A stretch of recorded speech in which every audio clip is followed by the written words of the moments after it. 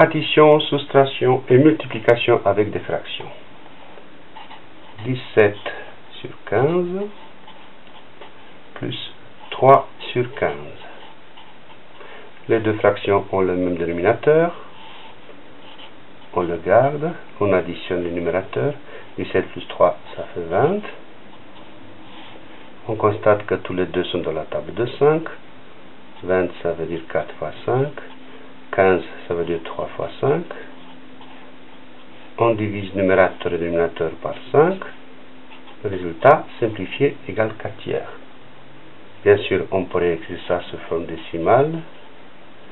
C'est une fraction décimale avec une infinité décimale, le trait qui se répète à perpète. Donc on garde, pour la simplicité, la forme rationnelle 4 sur 3. Petit b, 2 tiers, plus 5 tiers, plus 8 tiers. Même dénominateur, 3, 2 plus 5 plus 8, 15. 15 divisé par 3, je rappelle que le trait de fraction sont des divisions. On divise quand on peut. Par exemple, ici on peut diviser, mais le résultat c'est avec une infinité décimale, donc on garde 4 tiers. Là on divise 15 par 3, et ça fait tout simplement 5. Petit c, 17 sur 12, moins 1 tiers, moins 1 quart. Ici ça change. Les dénominateurs sont différents. On va réduire les fractions au même dénominateur. On garde 17 sur 12. La suivante, 3 fois combien? Ça fait 12. 3 fois 4. Donc on multiplie par 4. 1 fois 4, 4. 3 fois 4, 12. Moins 4 fois combien? Ça fait 12. Ça fait 3. 1 fois 3, 3. 4 fois 3, 12. Égal. Le dénominateur c'est le même, 12. On soustrait le numérateur. 17 moins 7, ça fait 10. Simplifié par 2, comme tout à l'heure. 10 divisé par 2, ça fait 5. 12 divisé par 2, ça fait 6. Petit d. 4 tiers moins, parenthèse, 11 sur 9, moins 2 sur 3. Un tout petit peu plus compliqué parce qu'on fait d'abord le calcul entre les parenthèses. 4 tiers moins, qu'est-ce qu'on a ici entre les parenthèses? On a deux fractions, dénominateurs différents. Bien sûr que 3 fois 3 ça fait 9, donc je garde le 9 ici et je multiplie ici le 2 et le 3 par 3. 2 fois 3, 6, 3 fois 3, 9. Même dénominateur, je garde 4 tiers, bien sûr, et je soustrais 11 neuvièmes moins 6 neuvièmes. Le dénominateur c'est 9, 11 moins 6, 5.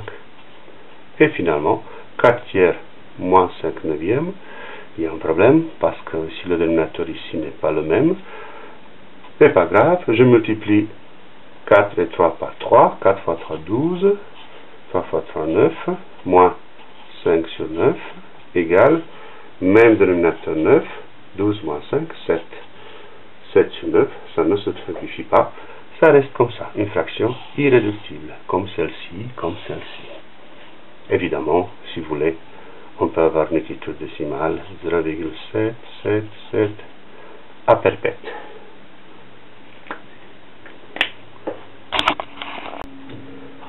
Une multiplication, il y a plusieurs facteurs, tous les facteurs sont des fractions.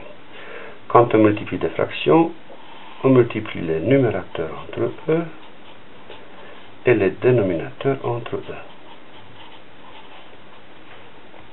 Et bien sûr, avant d'effectuer 2 fois 3 fois 7 et 3 fois 7 fois 12, on simplifie. Le même facteur en haut, le même facteur en bas, 7, 7, 3, 3, il reste 2 sur 12, qui simplifie encore par 2, 1 sur 6. Petit f, 230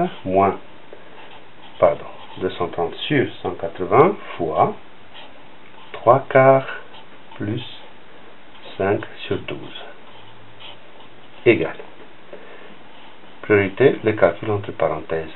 Mais entre-temps, je peux simplifier cette fraction vu que après je vais la multiplier avec autre chose. Et là, dans la multiplication, il faut que les fractions soient simplifiées le plus possible. Bien sûr, on voit que tous les deux sont dans la table des 10. Donc, 23 sur 18, c'est la première fraction simplifiée, fois, quel est le même dénominateur, comme l'exercice précédent, c'est le 12. 4 fois 3, 12, donc 3 fois 3, 9, 4 fois 3, 12.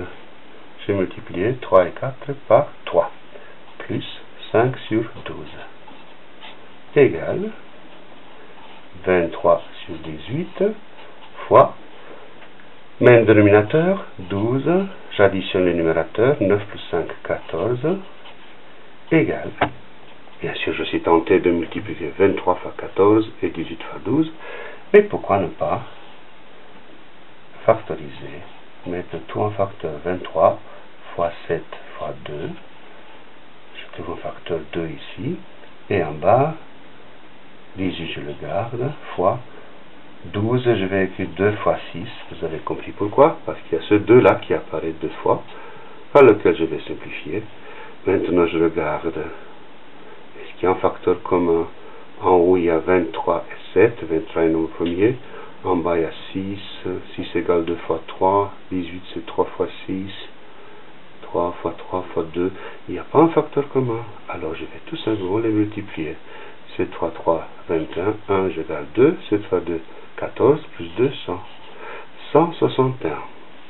Et ici, 6 fois 8, 48, 8 et 4, 6 fois 1, 6, plus 4, 10, 108. Jolie fraction irréductible avec lequel on finit l'exercice F. Et le dernier, 3 sur 14 fois 7 sur 9 plus 25 sur 8 fois 4 sur 15 égale. Bien sûr, parmi toutes ces opérations, la multiplication est prioritaire. On aurait pu mettre ça entre parenthèses en classe de 6e, mais qu'on est en 5e, pas la peine. Pour multiplier deux fractions, je multiplie les numérateurs entre eux et les dénominateurs entre eux. Pareil pour le deuxième produit. 25 fois 4, 8 fois 15. Égal, je rappelle, c'est bien de factoriser 3 fois 7, 14 c'est 2 fois 7, fois, et le 9 est 3 fois 3.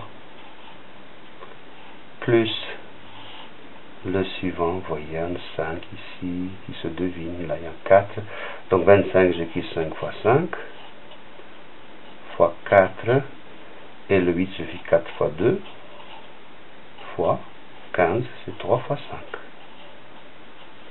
C'est très joli cette factorisation, c'est comme si je cassais quelque chose dans les éléments premiers, comme quelqu'un qui démonte son iPad et toutes les pièces qui sont dedans. Voilà, nous on a démonté, on a factorisé 25 qui est égal à 5 fois 5, etc. On a factorisé 15 qui est 3 fois 5. On a fait le chemin inverse. Les années précédentes, vous faisiez 5 fois 3 égale 15. Bah, aujourd'hui, on fait 15 égale 3 fois 5. On décompose. Maintenant, le plaisir, c'est de simplifier par 7. Qu'est-ce qui reste ici? 3 sur 2 fois 3 fois 3. Je l'écris pareil comme produit, pas encore, j'ai pas envie de le multiplier. Plus 5, 4. Donc il reste 5 sur 2 fois 3.